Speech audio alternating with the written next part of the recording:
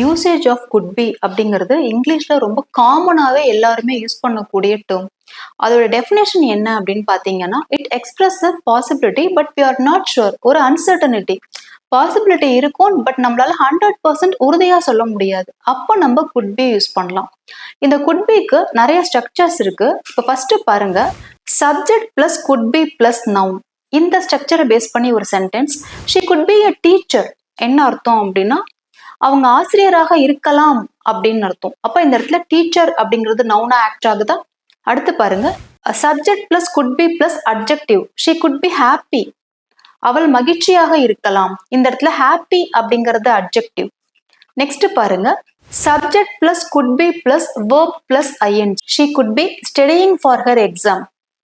அவள் தேர்வுக்காக படித்து கொண்டிருக்கலாம் அப்படின்னு அர்த்தம். Subject she, could be, then studying verb plus ING. So ஒரு விஷயம் செஞ்சிட்டு இருக்கலாம், பண்ணிட்டு இருக்கலாம், அவங்க டாக்டரா இருக்கலாம், மருத்துவராக இருக்கலாம். ஸோ இதே மாதிரி எல்லாம் நம்ம பேசக்கூடிய சூழல்கள்ல நம்ம தாராளமா இந்த குட் பி யூஸ் பண்ணி பேசலாம். அடுத்து இன்னும் ஒரு ஸ்ட்ரக்சர் பாருங்க, subject plus could be plus prepositional phrase.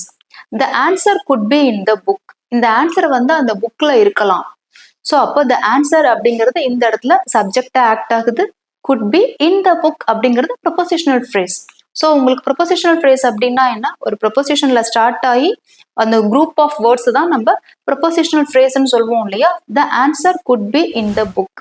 So அப்போ இது வரைக்கும் நம்ம 4 டிஃப்ரெண்ட் ஸ்ட்ரக்சர்ஸ் பார்த்துருக்கோம். ஸோ இந்த ஸ்ட்ரக்சர்ஸ்லாம் நம்ம இப்படித்தான் குட் பியை அப்ளை பண்ணலாம்.